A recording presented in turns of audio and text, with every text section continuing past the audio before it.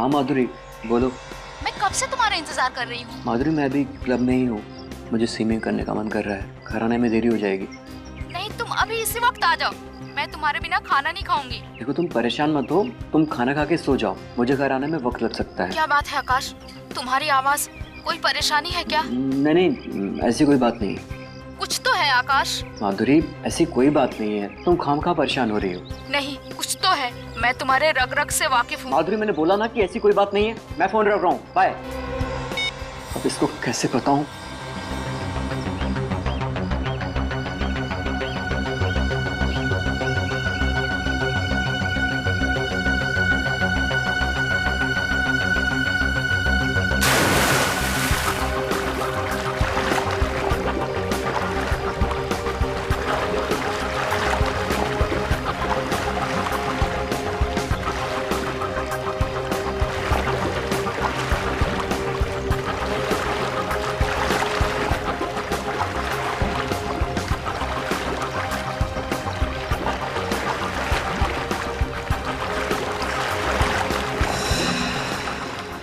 क्या हो रहा है?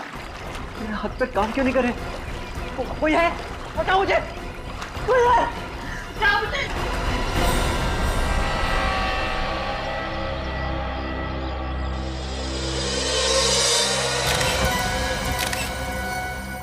ये सब कैसे हो गया? संभालिए अपने आप को। मुझे तो पहले ही पता था सर, ये कुछ ना कुछ गड़बड़ जरूर है। अगर मैं यहाँ पहले आ गई होती तो आकाश जिंदा होता। क्या मतलब? सर, आकाश के मरने से पहले मेरी उससे फोन पे बात हुई थी। उसकी आवाज से लग रहा था जैसे वो किसी चीज को लेकर बहुत परेशान है। आकाश ने आपको बताया नहीं कि ये किस बात को लेकर परेशान था? नहीं सर, मैंने इनसे पूछने की बहुत कोशिश की, लेकिन इन्होंने मुझे कुछ नहीं बताया सर। और सर, सबसे अजीब बात तो ये है कि आकाश कोई मामूली स्विमर नहीं था, स्टेट लेवल का स्विमर था। क्या? स्टेट लेवल का स्विमर था ये? हाँ सर, उसने बहुत सारे मेडल्स भी जीते थे। सर, इसीलिए उनके आसपास कोई गार्ड नहीं था। तो सर फिर इस आकाश की मौत हुई कैसे? मैं भी वही सोच रहा हूँ। ये आकाश स्टेट लेवल का एक्सपर्ट स्विमर था, तो पानी में डूब के कैसे मर गया? पहले ये पता करना होगा कि इसकी परेशानी की वजह क्या थी।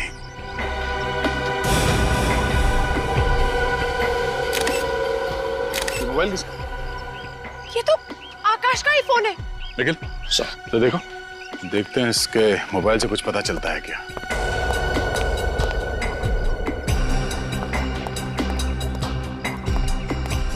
अरे आज एक एमएमएस आया। एमएमएस? सर, किसका है?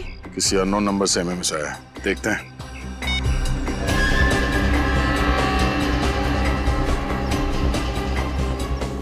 अरे सर, ये जो आदमी डूब रहा है ये आकाश ही है। हाँ सर, अगर आकाश की परेशानी की वजह ये एमएमएस है, तो जिस वक्त उसे ये एमएमएस मिला उस वक्त तो ये जिंदा था। फिर ये एमएमएस शूट कैसे हुआ होगा? ये चेहरा आकाश का दिख तो रहा है, और मुझे लगता है ये आकाश है नहीं। आकाश नहीं है? क्या मतलब? मतलब ये है कि ये धर किसी और का है और इस पे सर आकाश का चिपकाया गया है। ऐसा हो सकता है? बिल्कुल हो सकता है फ्रेडी। आजकल टेक्नोलॉजी की मदद से क्या क्या हो सकता है तुम सोच भी नहीं सकते। एक काम करो, पता करो ये नंबर किसका है। अच्छा, ये आकाश जब स्विमिंग पूल पर आया उसके बाद कोई यहाँ पर आया था? नहीं सर, कोई नहीं आया था। ठीक है।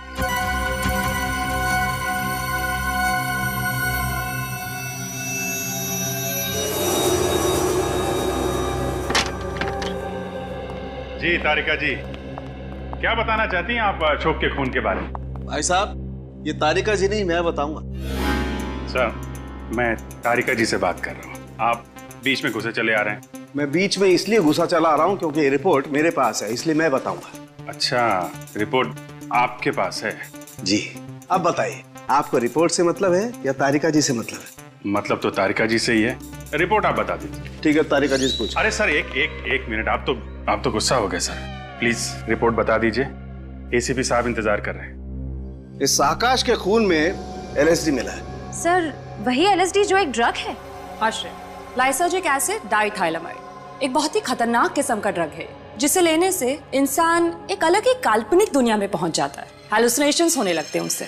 न सिर्फ हैलुसिनेशन होता है बल्कि उसका ब्लड प्रेशर भी बढ़ जाता है, उसका दिमाग सुन्न हो जाता है, वो रोजमर्रा की डेली रूटीन की चीजें भी ढंग से नहीं कर पाता है।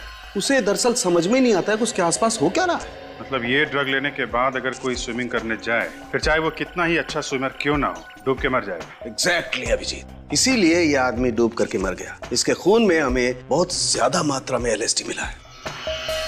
कमाल है, इतनी ज्यादा मात्रा में LSD लेने के बाद ये आकाश तैरने गया ही क्यों?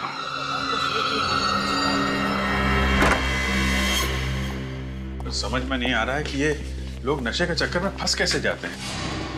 2 पल के नशे के चक्कर में आकाश ने अपनी जिंदगी गंवा दी और अपने परिवार वालों का भविष्य अंधेरे में धकेल दिया। सर फिर भी अभिजीत, मुझे लगता है कि आकाश ने वो ड्रग नहीं लिया था, उसे ड्रग दिया गया था।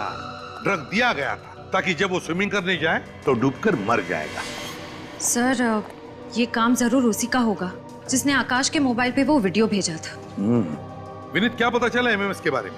सर, निखिल गया मोबाइल कंपनी पता करने के लिए। अभिजीत, मुझे तो लगता है जिसने भी आकाश को ये MMS भेजा ना, वो ना सिर्फ उसे डराना चाहता था, बल्कि ये बताना चाहता था कि आकाश देख, मैं तेरे साथ ये करूंगा। और फिर वैसे ही किया, उसे डुबो के मार दिया। हाँ निखिल, उस नंबर का पता चल गया? किसका नंबर है वो? ओके सर, उस नंबर का पता चल गया जिससे आकाश को वो MMS भेजा गया था। किसका नंबर है वो? सर, कोई स्मिता कुमार है, वो ND नगर में रहती है। ND नगर? अभिजीत, तुम आकाश के घर जाओ और पता लगाओ कि किसने आकाश को ड्रग्स दिया और कैसे दिया। Okay sir. और मैं और विनीत हम स्मिता कुमार के घर जाते हैं। स्मिता कुमार।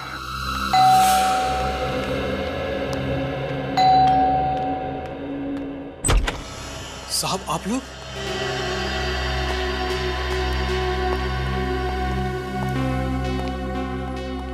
माधुरी जी, आपने हमें बताया क्यों नहीं? आपके हस्बैंड ड्रग्स लेते थे, LSD? आकाश ड्रग्स लेते थे?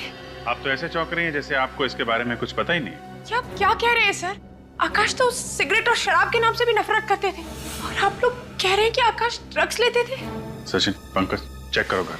देखिए सब, देखिए, हम सिर्फ वही कह रहे हैं जो हमें फोरेंसिक रिपोर्ट ने बताया है। LSD वजह है आपके पति के पानी में डूब के मरने की, वरना इतने एक्सपर्ट स्विमर थे आपके हस्बैंड, बिना किसी वजह के स्विमिंग पूल में तो डूब नहीं सकते।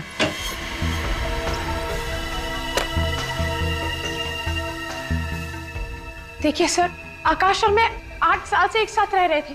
अगर आकाश को ड्रग्स लेने की आदत होती तो कभी ना कभी तो मुझे इस बारे में जरूर पता चलता। और मान लीजिए सर कि आकाश ड्रग्स लेता भी था, तो वो ड्रग्स लेकर स्विमिंग करने क्यों जाता?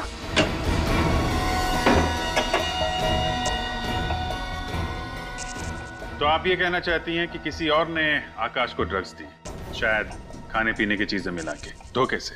ऐसा हो सकता है सर, पर ऐसा कौन करेगा? जहाँ तक मुझे पता है सर, आकाश की किसी से भी कोई दुश्मनी नहीं थी। दुश्मनी तो थी माधुरी जी, वरना कोई धमकी भरा MMS क्यों भेजता आकाश को?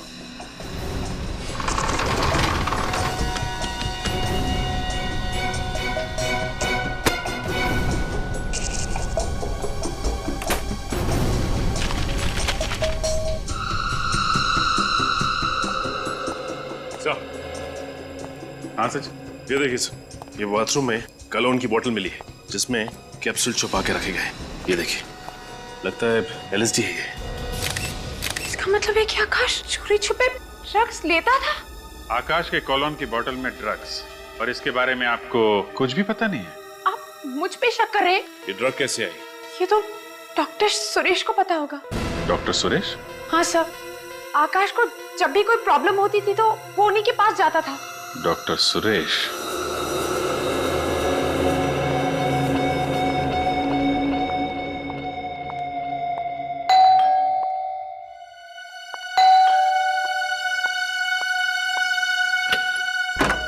जी कहिए। अरे देखिए, अगर आप इंश्योरेंस से आए तो मैं आपको बता दूं कि मैंने इंश्योरेंस करवा लिया है। आपने तो अपनी जान का इंश्योरेंस बनवा लिया। उन लोगों का क्या जिनकी जानें ली थी, उनके इंश्योरेंस का क्या? ये क्या बकवास कर रहे हैं आप? बकवास नहीं कर रहे हैं, पूछताछ कर रहे हैं। हम लोग CID से। CID? जी हाँ, CID। एक बात बताइए, क्या तुमने किसी आकाश नाम के आदमी को अपने मोबाइल से MMS भेजा था? MMS? जी हाँ, MMS, जिसमें आकाश पानी में डूबता हुआ दिखता है, वो MMS भेजा था? मैंने किसी आकाश नाम के आदमी को कोई MMS नहीं भेजा। तो फिर 102902905 ये मोबाइल नंबर आपका ही है ना? जी हाँ सर, ये मेरा ही नंबर है। लेकिन मैं आपको एक बात बता दूं कि मेरा फोन तो कल ही चोरी हो गया था। फोन चोरी हो गया था इनका, बहाना अच्छा है। सर ये कोई बहाना नहीं है। अच्छा आप 1 मिनट रुकिए।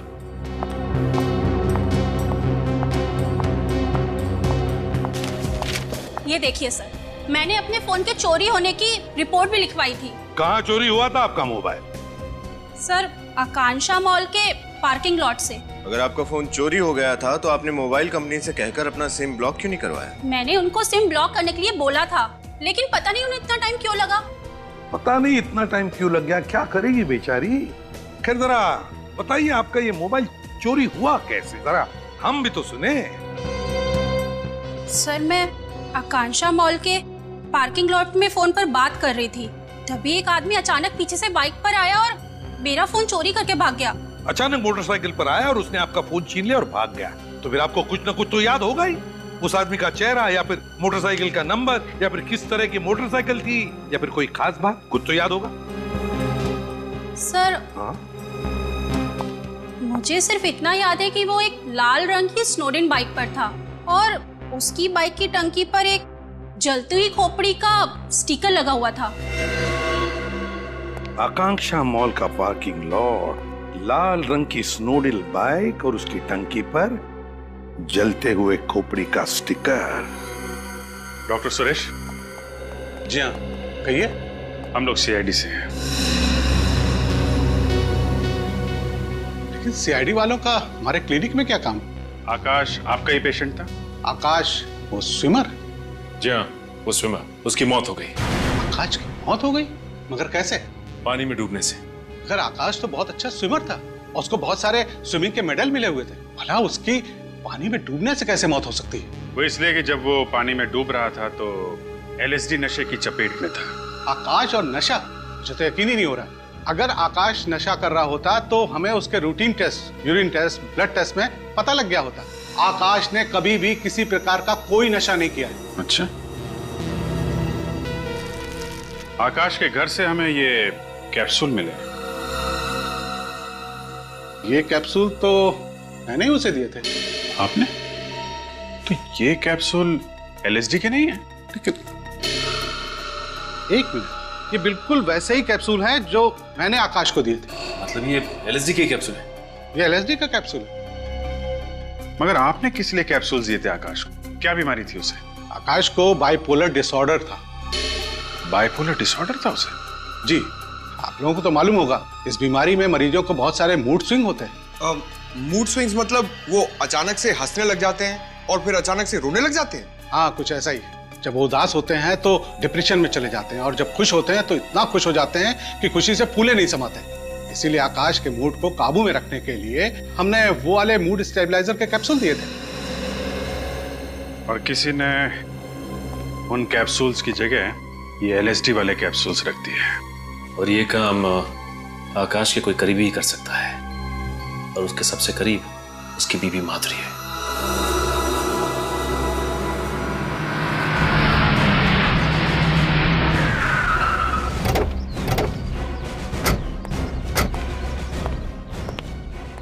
हमें एक बाइक के बारे में पूछताछ करनी है। पूछताछ करना चाहते हैं साहब? ये कोई पूछताछ केंद्र थोड़ी ना है साहब। मेरे पास फालतू टाइम नहीं है, टाइम पास करना है तो कहीं और जाइए। सीआईडी का नाम सुना है कभी? माफ कीजिएगा साहब, गलती हो गई। तब बताओ। कल दोपहर को 1 बजे एक आदमी आया था बाइक पर, उसने एक औरत का मोबाइल चुराया और फिर भाग गया। वो कुछ याद आता है? लाल कलर की स्नोडेल बाइक थी और उसकी टंकी पर एक स्टिकर लगा हुआ था जली हुई खोपड़ी का। हाँ साहब याद आया साहब, मैंने मेम साहब के साथ उस बाइक वाले का पीछा करने की कोशिश की थी, लेकिन साहब वो भाग निकला। उस आदमी का चेहरा देखा तुमने? कुछ याद है उसके बारे में? साहब उसने हेलमेट पहन रखी थी इसलिए मैं चेहरा नहीं देख पाया। उसे गाड़ी का नंबर तो नोट करके रखा होगा? हाँ साहब नंबर है। बताओ जल्दी। कल दोपहर को 1 बजे साहब ये रहा, ये ATZ BT 0197। ATZ BT 0197। RTO को फोन करो, उनसे कहो यहाँ पर भी एक बाइक दिखे या मिले तो तुरंत हमें इन्फॉर्म करने के लिए। सर आप पहले भी तो घर की तलाशी ले चुके हैं, दोबारा क्यों लेनी है तलाशी? माधुरी जी, आपको मालूम था कि आकाश को बाइपोलर डिसऑर्डर की बीमारी थी? आकाश को बाइपोलर डिसऑर्डर था? जी हाँ, डॉक्टर सुरेश ने हमें सब कुछ बता दिया है। मगर सर, अगर आकाश को बाइपोलर डिसऑर्डर था तो उसने मुझे बताया क्यों नहीं, छुपाया क्यों मुझसे? पीछे ही चिपका रहेगा क्या? जरा वहां जा। ताज्जुब तो हमें भी हो रहा है कि आपको ये बात पता कैसे नहीं है। कोई पति अपनी पत्नी को इतनी बड़ी बीमारी की बात क्यों नहीं बताएगा? ऐसा कैसे हो सकता है कि आपको इस बीमारी के बारे में कुछ भी नहीं मालूम? सब मेरी तो कुछ भी समझ में नहीं आ रहा है। सब आप लोगों को अभी भी ऐसा लग रहा है कि ये सब कुछ मैंने किया है? सब एक काम कर, बाहर जा, मिले चाय बना के ला और साथ में बिस्किट लेके आ, भूख लग रही है मेरे को। देखिए माधुरी जी, आकाश अपनी कॉलोन की बोतल में बाइपोलर डिसऑर्डर की दवाई रखता था। वो दवाई किसी ने बदल के उसमें LSD के कैप्सूल रख दिए, जिससे उसकी मौत हो गई। और दवाई बदलने का काम कोई पास वाला आदमी कर सकता है। क्या कह रहे हैं सर? मैं ठीक कह रहा हूँ। आजा, घुस जा इसमें, घुस जा इसके अंदर, पीछे।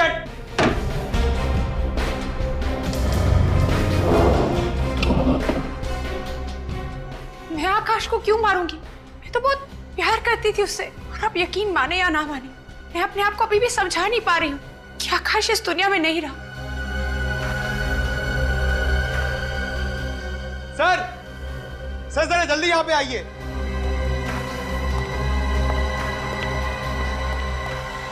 हाँ पंकज। सर ये देखिए, इस घड़ी के ऊपर एक कैमरा छुपा के रखा हुआ है।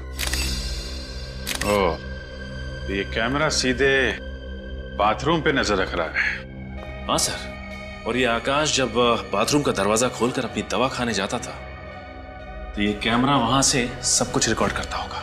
और इसी बात का फायदा उठाकर खूनी ने उसकी दवाओं से वो LSD के कैप्सूल्स बदल दिए, जो कि दिखने में बिल्कुल वैसे ही दिखते थे।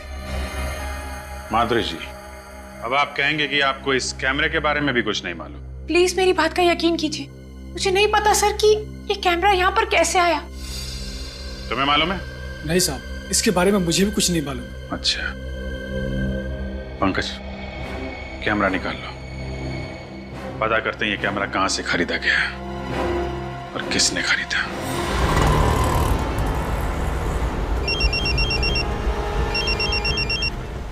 हेलो निशान, बाइक मिल गई? कहाँ पर? त्रिपोलिया बाजार। ठीक है, हम अभी आते हैं।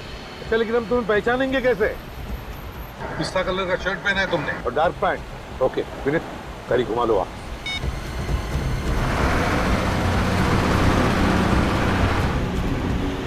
त्रिपोलिया बाजार यहीं कहीं आसपास ही होना चाहिए। सर यही है त्रिपोलिया बाजार। नजर रखना जरा, पिस्ता कलर का शर्ट पहना हुआ है निशान बने। कहीं वो तो नहीं? वो देखो आगे जाके यूटर्न मार।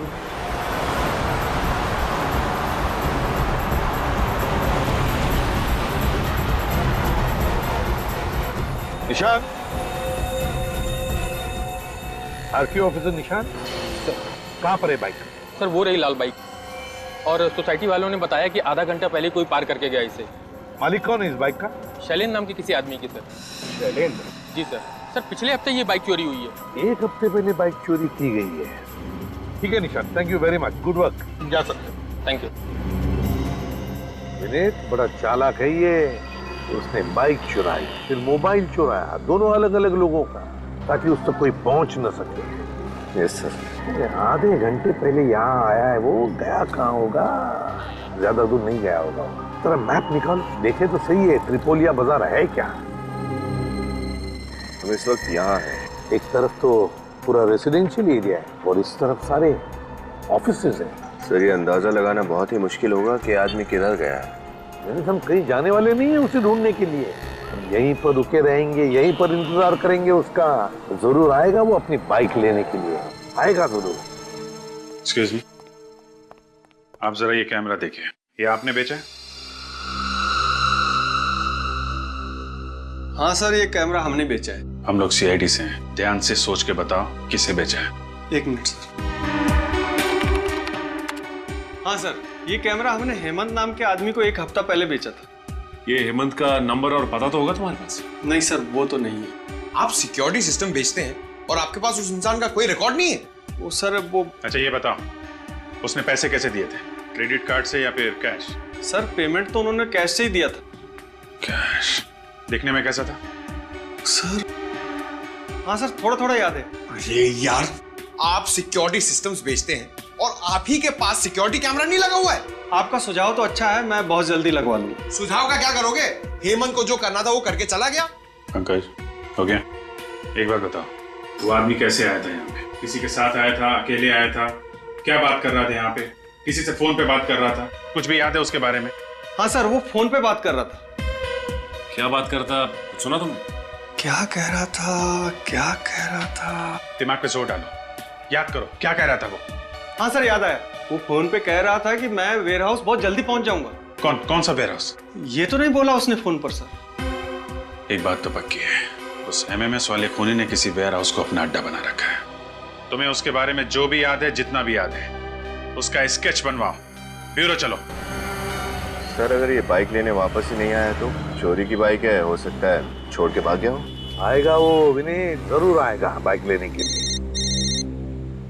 हाँ अभिजीत, मतलब पता चल गया कैमरा कहाँ से खरीदा था? कैमरा खरीदते वक्त किसी वेयर हाउस का जिक्र भी किया था। कैसा वेयर हाउस अभिजीत? कौन सा वेयर हाउस पता चला? बिल्कुल, हम पता लगा लेंगे वेयर हाउस का। Good work Vineet. जरा मैप देखो, त्रिपोलिया बाजार का देखो, आसपास कोई वेयर हाउसेस है क्या? ये देखिए सर, इस बाजार के इस तरफ 4 वेयर हाउस है सर। तो हो सकता है ये खूनी इन चारों में से किसी एक वेयर हाउस में छुप कर बैठा होगा। वेयर हाउस चलते हैं सर, लेकिन अगर हमारे जाने के बाद ये बाइक लेने वापस आया तो? ये बाइक वाला भाग कर जाएगा कहाँ? चलो पहले वेयर हाउस चलते हैं, खूनी को देखते हैं।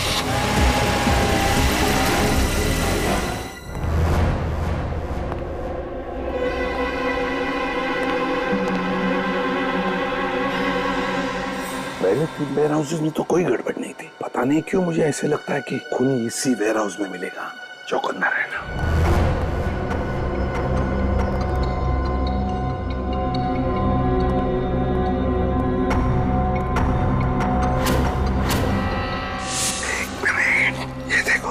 पैरों के निशान। सर ये निशान देखकर तो लग रहा है निशान ताजे हैं। हाँ। कोई अभी जल्दी में यहाँ से आ गया है। लगता है खूनी अभी भी यहीं पर है।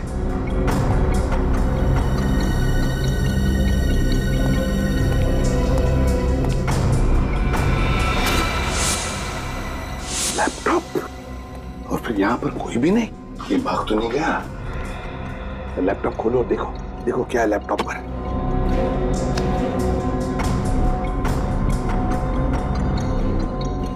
देखा, इस तरह से ऐसे नजर रख रहा था वो आकाश पर। ये कैमरा कहाँ पे लगा है? ये कैमरा तो लिफ्ट में लगा हुआ है। लेकिन आकाश की बिल्डिंग में तो लिफ्ट थी नहीं। तो फिर ये जगह कौन सी है? किस बिल्डिंग की लिफ्ट है ये? सर हो सकता है आकाश शायद इस बिल्डिंग में आता जाता था। या तो ऐसा भी हो सकता है कि आकाश के अलावा वो किसी और पर भी नजर रख रहा था और शायद उसका खून करना चाहता है, और वो जो भी है इस बिल्डिंग में रहता है। कौन सी जगह हो सकती है? ये देखो विनीत, लिफ्ट खुल गई। देखो लिफ्ट के सामने बोर्ड लगा हुआ है, आनंद मोहन हाउसिंग सोसाइटी। इसका मतलब ये आदमी आनंद मोहन सोसाइटी में रहता है। आनंद मोहन सोसाइटी।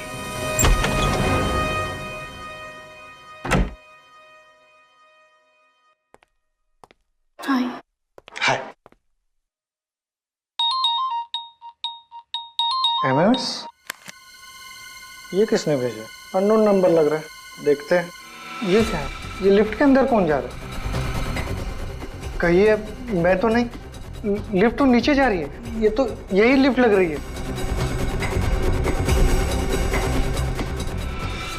नहीं, मैं कैसे हो सकता हूँ? रोहित रिलैक्स रोहित, कुछ नहीं होगा। अभी लिफ्ट आएगी, अब तुम लिफ्ट के अंदर जाओगे। ये एमएमएस सिर्फ एक मजाक है, ठीक है? अब लिफ्ट आएगी और तुम अंदर जाओगे।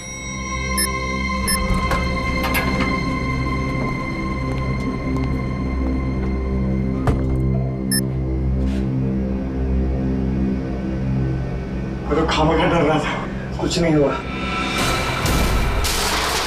ये क्या हो रहा है? बचाओ! ये तो वैसे हो रहा है जैसे कुछ एमएमएस को दिखा था। बचाओ! कोई है? कोई है? लिफ्ट चला! बचाओ! कोई है? लिफ्ट चला।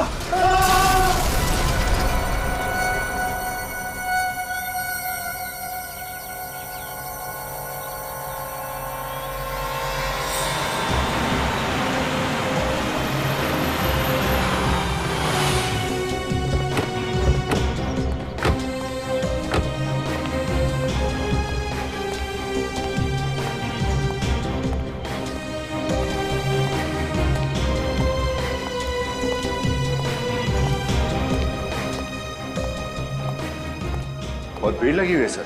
चलिए चलिए प्लीज हटिए पीछे। क्या हुआ है? माय गॉड, ये हुआ कैसे? सर पता नहीं लिफ्ट नीचे गिर गई और ये आदमी बेचारा मर गया। अचानक ये लिफ्ट नीचे गिर गई? Yes sir. और ये आदमी लिफ्ट के अंदर ही था और मर गया? जी हाँ। कुछ तो गड़बड़ है विनीत, कुछ तो गड़बड़ है। एक काम करो, पूरी मशीनरी, पूरा केबल वगैरह चेक करो अच्छी तरह से लिफ्ट का। देखो किसी ने कुछ हरकत की है क्या। एक बात बताओ, किसी ने भी लाश को हाथ तो नहीं लगाया?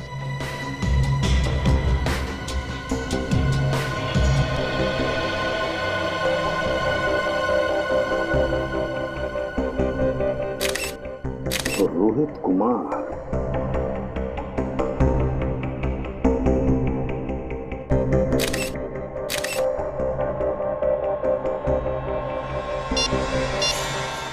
माय गॉड, वैसा ही धमकी भरा एमएमएस जैसा आकाश को भेजा था। क्या मेरा ये रोहित कुमार इसी बिल्डिंग में रहते हैं? सर 1203 12वें महले पे। इसी बिल्डिंग में? जी साहब। अच्छा एक बात बताओ, तुमने किसी अनजान आदमी को यहाँ पर आते जाते देखा? सर तो कोई आदमी नहीं आया था सर। तो याद करके बताओ, कोई बाहर का आदमी आके गया होगा। हाँ साहब, वो लिफ्ट मैकेनिक आया था। लिफ्ट ठीक करने वाला आया था? Lift mechanic? हाँ साहब। उसका तुमने आइडेंटिटी कार्ड वगैरह देखा? कंपनी का कार्ड था उसके पास? हाँ चेक किया था, आईडी बराबर था। क्या नाम है उसका? ऋतिकेश नाम था। उसने कोई नंबर वगैरह दिया अपनी कंपनी का या उसका खुद का? हाँ सर, मोबाइल नंबर लिया है मैंने। क्या नंबर है बताओ?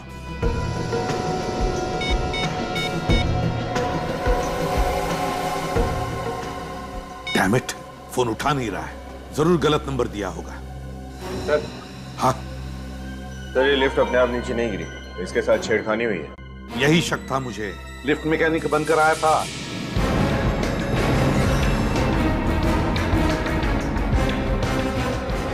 मैंने उसे बिल्डिंग से जाते हुए देखा था। एक लंबा सा आदमी, उसके हाथ में टूल किट था। उसने सारा किया, ये सब उसी ने किया है, ये देखो। और उसने वो धमकी भरा एमएमएस भी भेजा है रोहित को, जैसे उसने आकाश को भेजा था। और फिर जो टेलीफोन नंबर दिया, जो सेल फोन नंबर, वो भी जानबूझकर गलत नंबर दिया है। एक बात बताओ, तुमने इस लिफ्ट मैकेनिक को अच्छी तरह से देखा था ना? जी साहब। उसका चेहरा तुम्हें अच्छी तरह से याद है? अच्छी तरह से? हाँ साहब। तो क्या तुम उसका चेहरा बनाने में, उसका स्केच बनाने में हमारी मदद करोगे? हाँ साहब। गुड।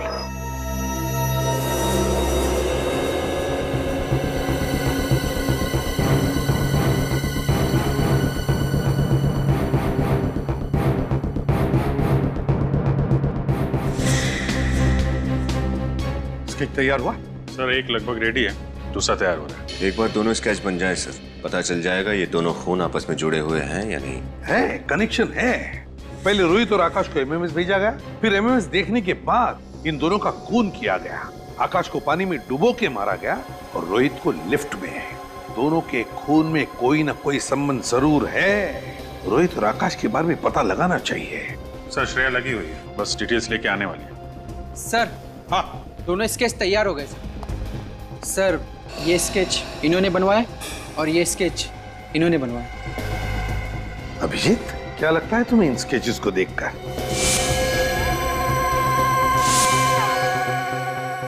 सर गौर करने वाली बात तो है सर। जरा इसका ये चश्मा और दाढ़ी मूछ निकालो। जी सर।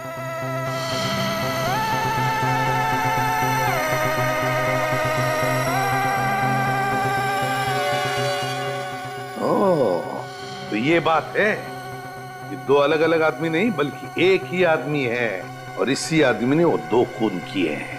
विनीत, हमारे क्रिमिनल रिकॉर्ड्स में देखो, देखो कुछ पता चलता है क्या इस आदमी के बारे में। आप लोग भी जा सकते हैं। Thank you very much. जी सर। सर। हाँ सर आकाश और रोहित के बीच क्या कनेक्शन है उसके बारे में पता चल गया। अच्छा, क्या? सर आकाश एमवी के कॉलेज में पढ़ता था और रोहित स्टेनी कॉलेज का स्टूडेंट था। आकाश एमवी के कॉलेज में पढ़ता था और रोहित स्टेनी कॉलेज में? Yes sir. सर 2005 में इन दोनों कॉलेजेस ने अपने थर्ड ईयर स्टूडेंट्स को शिमला भेजा था एक समर कैंप के लिए। आकाश और रोहित दोनों इस समर कैंप में गए थे। Shimla summer camp 2005? ये चक्कर है सर, इस मौत की कहानी का पहला पन्ना समर कैंप में लिखा गया था, शिमला में। और क्या पता चला श्रेया इस समर कैंप के बारे में? सर मैंने एमबी के कॉलेज के प्रिंसिपल से आज 3 बजे की अपॉइंटमेंट ले ली। सर उसी कॉलेज के एक प्रोफेसर भी उस समर कैंप में गए थे, वो भी आज उस मीटिंग के लिए वहाँ मौजूद रहेंगे। Very good work Shreya, very good work. Sir. हाँ सर, मिल गया। सर इसका नाम राजा है, पहले भी बहुत सारे जुर्म किए हैं इसने और कई बार जेल भी जा चुका है। राजा? पता लगाना पड़ेगा इस राजा का महल कहां पर बना है, और फिर एमवी के कॉलेज से भी पता चल जाएगा क्या हुआ था उस समर कैंप में। नमस्ते सर। आइए आइए, मैं आप लोगों का इंतजार कर रहा था। और ये है यहाँ के प्रोफेसर जिसे आप मिलना चाहते हो। नमस्ते सर। नमस्ते। तो आप ही इन बच्चों को 2005 में शिमला के समर कैंप लेके गए थे? जी। ओके। प्रोफेसर साहब जरा ये फोटो देखिए, इन दोनों को पहचानते हैं आप? हाँ, इसे मैं अच्छी तरह से पहचानता हूँ। ये आकाश है और ये शायद रोहित। अरे वाह, आपकी याददाश्त तो काफी अच्छी है। 8 साल बाद भी आप इनको इनके नाम से पहचानते? दरअसल मुझे सबके नाम तो अच्छी तरह से याद नहीं है, मगर इन चारों के नाम मुझे अच्छी तरह से याद है। 4? कि हमने तो आपको 2 ही फोटोग्राफ दिखाए। इन दोनों के साथ में 2 लड़के और थे उस शिमला वाले समर कैंप में। क्या नाम था उसका? यस, विशाल और अमन। विशाल और अमन? हाँ, अमन उस समर कैंप में ड्रग्स का इस्तेमाल करते हुए पकड़ा गया था। अमन ड्रग्स लेता था? और पकड़े जाने पर उसने आकाश, विशाल और रोहित पे इल्जाम लगा दिया कि वो तीनों इसे फंसा रहे हैं। अच्छा, फिर क्या हुआ? फिर कुछ नहीं। अमन के इल्जाम झूठे साबित हुए और उसके कॉलेज वालों ने उसे निकाल दिया। हाँ, ये चक्कर है। लगता है ये अमन 8 साल के बाद नींद से जागा है बदला लेने के लिए, और इस राजा के साथ मिलकर ये सब खून कर रहा है। प्रिंसिपल साहब, ये रोहित और अमन का एड्रेस मिल सकता है ना? हाँ जरूर इंस्पेक्टर साहब, मैं इन दोनों का कॉलेज से पता करके आपको बताता हूँ। प्लीज जरा जल्दी कीजिएगा, किसी की जिंदगी और मौत का सवाल है।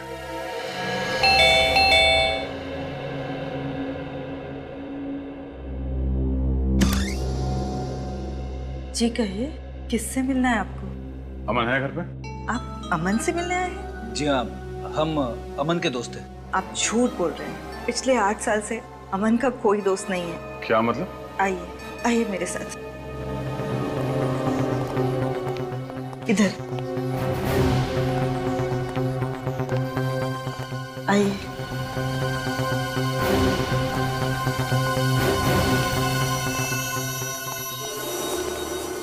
ये है अमन। ये क्या हुआ इसे? पहले आप बताइए, आप लोग कौन हैं और यहाँ क्यों आए हैं? माँ जी, हम लोग सीआईडी से हैं। एक केस की तहकीकात हमें यहाँ तक खींच लाई। CID case? क्या कह रहे हैं आप लोग? मेरी तो कुछ समझ में नहीं आ रहा। और इन सब चीजों का अमन से क्या लेना देना? 8 साल पहले अमन जिस समर कैंप में शिमला गया था, उसी समर कैंप में आकाश और रोहित नाम के 2 स्टूडेंट्स थे। उन दोनों का खून हो गया। और आपको लगता है कि ये सारे खून अमन कर रहा है? ये तो कुछ बोल भी नहीं सकता, चलकर एक कमरे से दूसरे कमरे में नहीं जा सकता।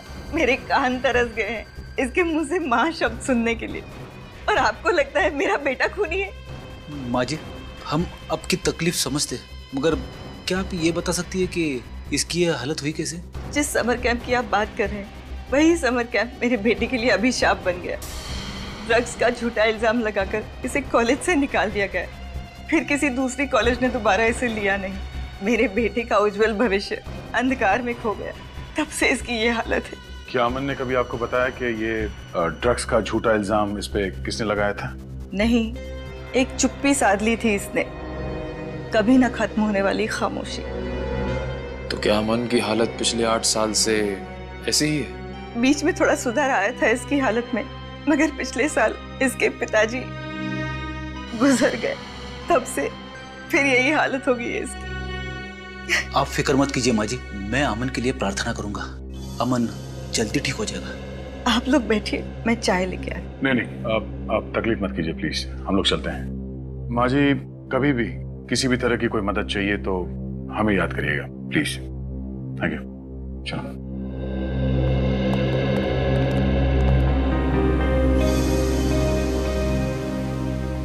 सर, अमन इस हालत में है ही नहीं कि वो किसी का खून कर सके।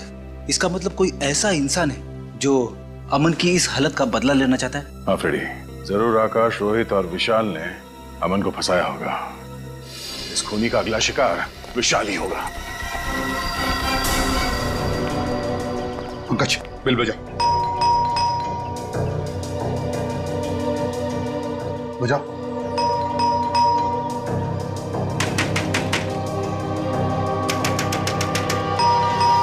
विशाल सर, ये दरवाजा खोल क्यों नहीं रहा है? कहीं कुछ हो तो नहीं गया? गैस की बदबू आ रही है।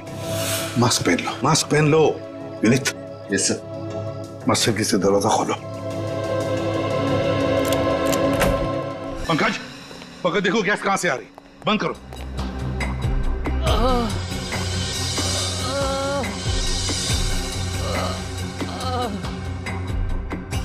विनीत, किसी की कराने की आवाज आ रही है, शायद उस तरफ से।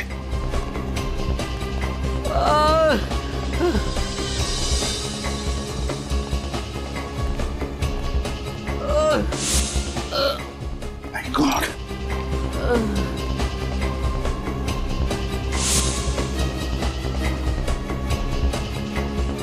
तुम विशाल हो ना? विशाल, विशाल, विशाल क्या हुआ? सर, इसे बचा लो सर। किसे किसे बचा लीजिए? हैं? मेरी मंगेतर प्रिया को। क्या हुआ प्रिया को? कहाँ है वो?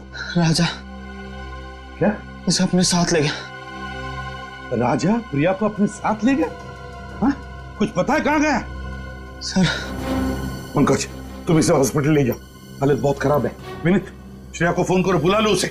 हमें प्रिया को बचाना चाहिए, जल्दी। पंकज, हम लोग जाते हैं।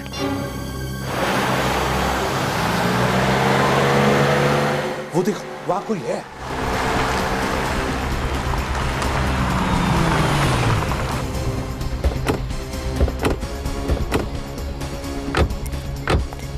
सर, कहीं ये प्रिया तो नहीं?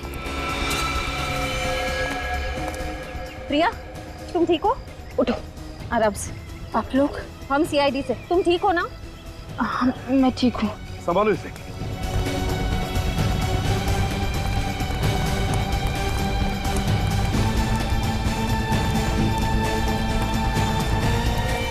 देखो देखो, जिंदा है क्या? सर, ये तो राजा है। राजा? ये तो मर चुका है सर। समझ में नहीं आता। गाड़ी यहाँ पर क्रैश हुई है, राजा यहाँ मरा पड़ा है, वो प्रिया वहां पर है। ये सब हुआ कैसे होगा? पता नहीं क्यों मुझे लगता है सारा सच सामने नहीं आ रहा है। कुछ तो गड़बड़ है। गाड़ी को चेक करते हैं अच्छे से। देखो जरा। उठ सकोगी? हाँ, संभल के देखो, कुछ गाड़ी में प्रॉब्लम है क्या? अच्छी तरह से देखो। रुको, मैं पानी लेकर आती हूँ। हाँ?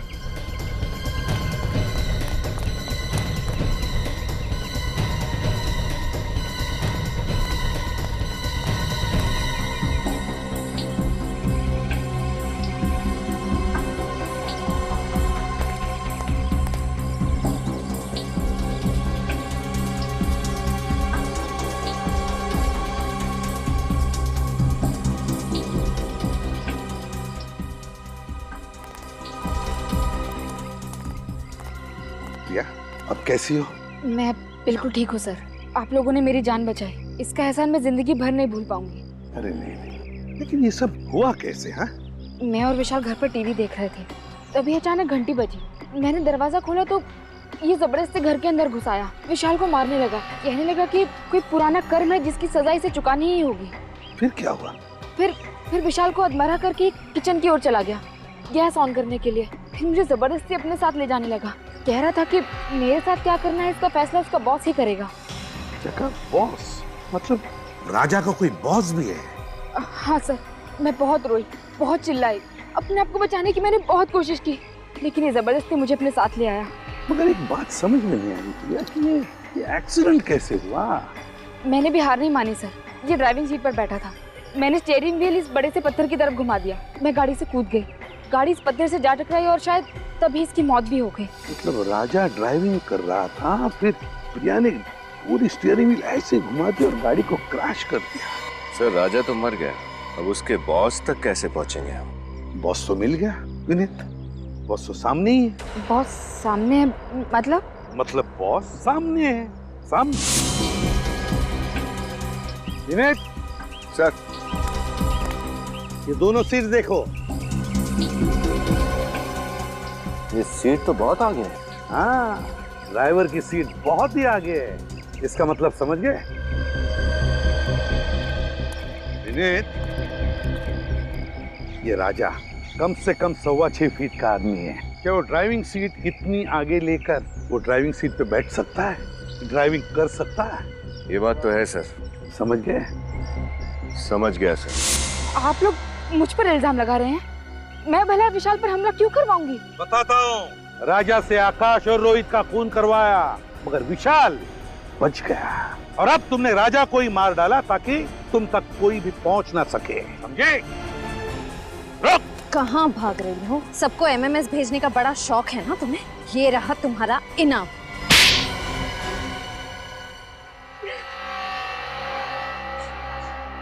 हाँ, मैंने ही आकाश, रोहित और राजा को मार डाला। विशाल को भी मार डालते अगर आप लोग उसे बचा न लेते तो। बहुत अफसोस हो रहा होगा, है ना, कि चौथा खून कर नहीं पाई। क्यों? विशाल को मार डालती तो मेरा बदला पूरा हो जाता। कैसा बदला? अमन का बदला। बहुत प्यार करती थी मैं अमन से, कितने सुहाने सपने देखे थे हमने हमारे भविष्य को लेकर, लेकिन उन तीनों ने अमन की क्या हालत कर दी। आज मेरा मन अपनी प्रिया को पहचानता तक नहीं है। अमन की इस हालत के लिए वो तीन जिम्मेदार कैसे? 8 साल पहले शिमला के समर कैंप में उन तीनों ने जबरदस्ती अमन को शराब पिलाई। उस बेचारे को तो पता तक नहीं था कि उस शराब में ड्रग्स मिला रखी थी। उस ड्रग्स की मात्रा इतनी ज्यादा थी कि हमें तभी अमन को हॉस्पिटल लेकर जाना पड़ा। पूरे कॉलेज में अमन की बदनामी हुई कि अमन ड्रग्स लेता है। उसे कॉलेज से भी निकाल दिया, कहीं और एडमिशन नहीं मिला उसे। इस बात का उसे इतना गहरा सदमा लगा कि आज तक वो। फिर अमन की इस हालत का बदला लेने की तुमने ठान ली? हाँ, मैंने ही राजा को तीनों को मारने की सुपारी दी थी, एमएमएस भेजे, और काम खत्म हो जाने के बाद मैंने खुद ही राजा को ऊपर पहुंचा दिया। उस एमएमएस में राजा ही था ना, जो डूबने की एक्टिंग कर रहा था? जी। अमन के साथ जो कुछ हुआ वाकई बहुत बुरा हुआ, इसका अफसोस है हमें, लेकिन जुर्म की आग को बदले की आग नहीं बुझा सकती। 3 खून किए तुमने, और खूनियों की मंजिल एक ही है, फांसी का फंदा।